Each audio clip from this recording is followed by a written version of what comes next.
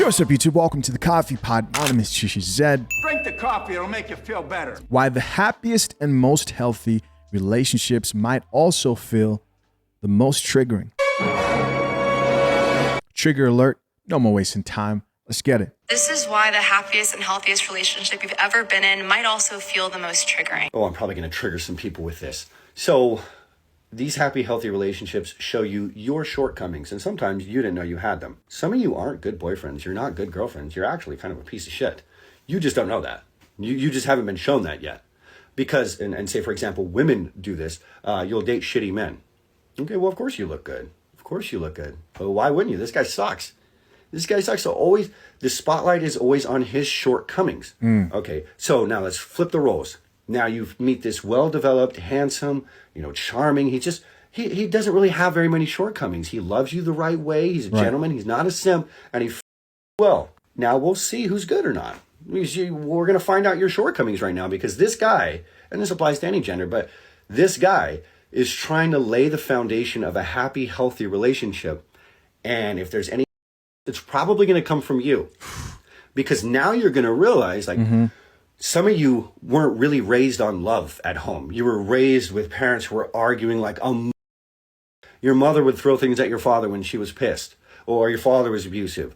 Or you realize that the arguments that were going on between your mother and your father, they weren't arguments to compromise. They weren't arguments for peace. They weren't arguments to fix this issue so it doesn't happen again. Somebody was dominated into submission, and somebody had to settle for unfair treatment. Now you're going to do that to them. This person is not going to get anything good because you want it your way, because that's the relationship that you Nobody won. Oh, well, one person won. There was never like two people winning it. Like, there was never a compromise. There was never like, oh, how can you get what you want and I can get what I want? Like, that was never shown to you. You don't know how to do that shit. You know how to belittle people, strike them when you're upset, or make them feel like they ain't worth a damn and they need to settle for this kind of treatment. So when they speak up, you verbally beat them into submission and you tell them to never speak up again because this is what's going to happen. Wow. Now, that's what you watched, and you're going to do this shit. But this person is a really healthy, well-adjusted person. They're not going to settle for that.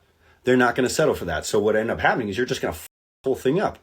And then you're going to be like, holy shit, like, I'm awful. And sometimes what ends up happening is, a lot of you weren't really loved when you were younger. So when this guy, for example, he loves you, you don't accept it. Because you didn't know that you didn't feel you were worth it. So this guy's done nothing wrong, but you're going to sabotage this and f this up because you're used to environments to where it's toxic and you're being treated like shit. But he won't do that. So you have to make it this way. So you turn this good thing into toxicity. A lot of you are tainting good relationships because you're used to functioning in shit. So you have to make it that way. Or you just leave when the person didn't do anything wrong at all. Whoa. Okay. First off, I want to say this. On this channel, I talk a lot about men taking the leadership role when it comes to relationships.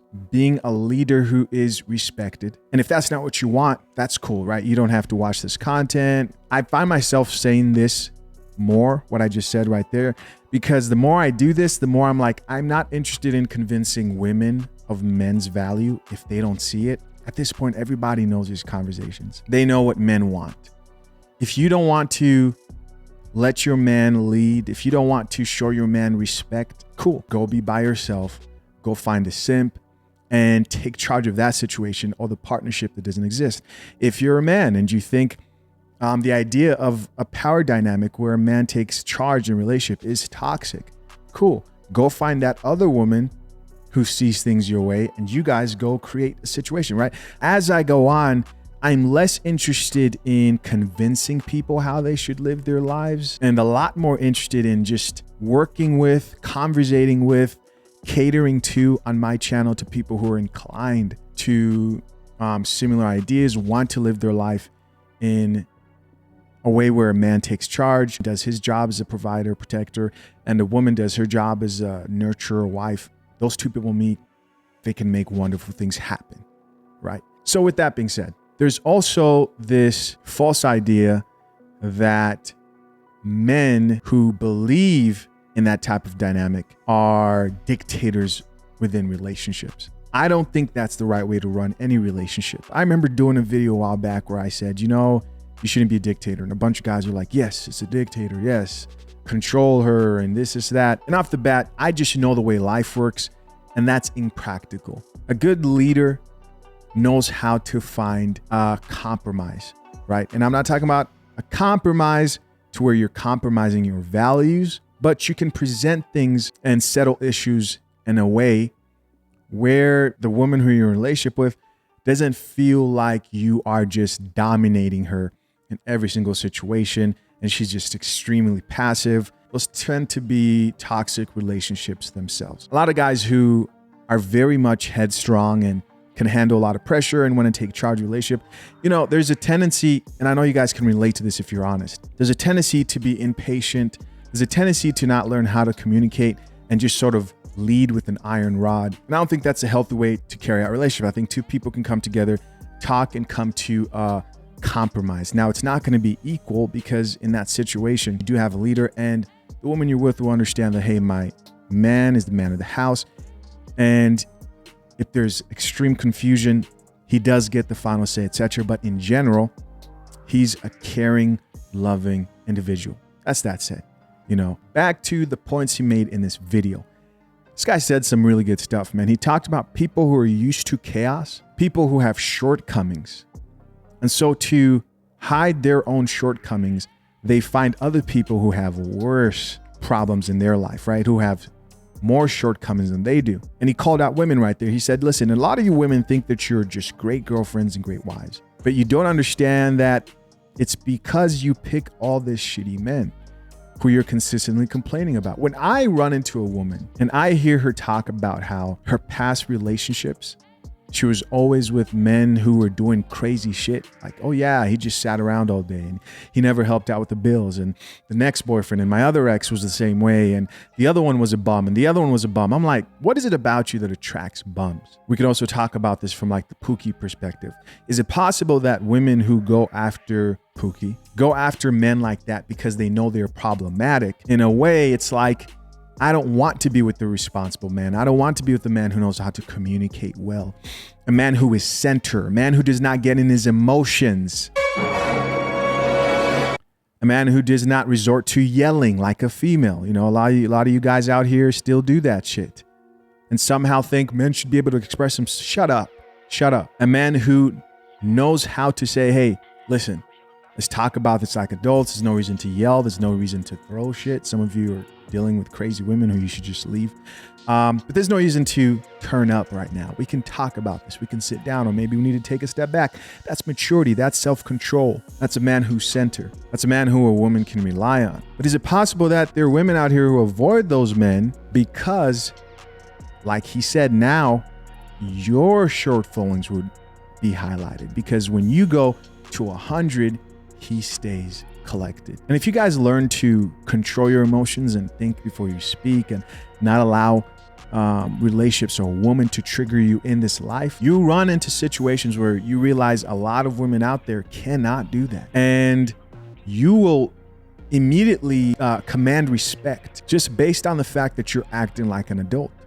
And they know that and they see that. And so he gave the point of, oh yeah, you've been dating a bunch of bums and guys who have problems communicating. Well, find you a healthy guy and you might realize that you're not such a great girlfriend, and you might see that you need to be around a situation where you feel like you're dominating somebody consistently, right? And then he talked about how some people create trouble because that's what they're used to. I think that's definitely true. This reminds me of women who ruin relationships because, oh, it was boring. There wasn't enough excitement. They are literally chicks out here who, if you're not robbing a bank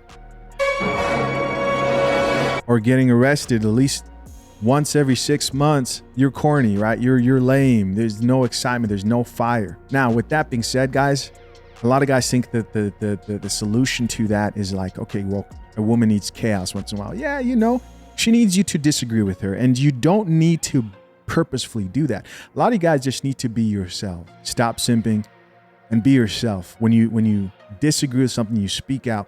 It's going to come naturally. But on top of that, the best way to create chaos is to introduce order. And what I mean by that is a lot of women have never been with a man who has standards, expectations for him. And when you introduce order and they try to live in a life where you're supposed to communicate properly and hey, you said you're gonna do this and you're falling a little bit short here. I try to do my best and you told me you want this and I do that for you, but I don't see you doing the same thing. A lot of women, when they see somebody who's doing the work for themselves, keeping healthy, hitting the gym, right? Introducing order, that's chaos to somebody whose life is used to chaos. You get what I mean there? Like if you're used to chaos, order looks bad. You're like, oh, I don't want to deal with that guy. He's a little bit too put together. I'm used to getting up whenever. Now you got to get up at 9 a.m. and hit the gym because your man wants you to stay in shape. It's going to be real exciting when you don't get up. And now he's addressing the fact that, hey, we said we're going to keep healthy. You're kind of getting out of shape. You guys feel me? As well as going to check out a few comments here. See what the people have to say. First comment here says, no man or woman checks all the boxes, but I realize that people will create chaos when there is none, simply because that's what they're used to. This is very true. And it's a beautiful thing, man, when two people, a man and a woman who both want to communicate properly, come together and they're able to work out those things and talk. And they're both able to check themselves when need be, because the goal is to solve the problem and not to be right. At least that should be the goal. Another comment here from another woman says, you triggered me, but I love that I learned something. I suspect this already, but now I have something to work on. Thank you, she says. The creator responded and said, sometimes we need to be triggered a little bit here and there, but this was a good comment and I appreciate it a lot. Another comment here says, it's true and it's really hard to work on once you realize, but it's worth working on. Another comment here says, we all have shortcomings. Relationships can only thrive when both people are aware and actively working on it. Very true. Another comment says, I feel triggered, but I'm working to do better. I finally found one of the good ones. Yeah, it's kind of like in business, man, or in anything you do. It's like the more you hang around more successful people, the more you see what areas of your life you need to work on. The more you as a person seeks out healthy people, and people avoid this. Modern women avoid this. Even some men avoid hanging around people who are performing better than them because it highlights their flaws, but that's how you improve. It's the fastest way to improve, man. Another comment says, well, starting off the week strong by being attacked to my core. Another comment here says, yep, this happened to me. I'm working on myself and staying alone for a while. Another comment here from another woman says, this was me. It was a hard pill to swallow. I'm in therapy now. It just gets so silent here. Sometimes it's definitely different territory. Another comment says, damn, this makes a lot of sense. Another comment, wow, this makes sense. All about juxtaposition and perspective. I see what you're saying and will remember it. Another comment, I had to take a step back and realize I am an emotionally manipulative woman, she says. Whoa, trying not to be that anymore. A lot of women are. A lot of women are, man. Very, very emotionally manipulative. Do you know how a lot of, I'm glad I remember this. You know how a lot of women get men? You got to watch out for this. If you're ever arguing with a woman and she's doing something that just irritates you, your natural response to that thing, especially if it's something that's repetitive, and you want it addressed and you wanted to work over that so that you guys can have a better relationship. The natural response for most men is to attack that woman. Like you want to raise your voice or come at her very strongly. And then she responds strongly back to you, right? You might say something like, hey, what did I tell you about that? Stop doing da-da-da such and such. And she'll go, whoa, calm down. And you say, no, you calm. But, and you raise your voice in that moment in situations like that. This is how women manipulate men, is they'll now turn that situation into the way you address the situation rather than the situation itself. Drink the coffee, it'll make you feel better. And now, if you're a guy who's highly triggered and you say stuff, now you're now apologizing because you let it get to you emotionally. All women will do this. And she might start crying, especially if she realizes she was actually wrong and she'll cry because she wants to highlight your mistake over hers.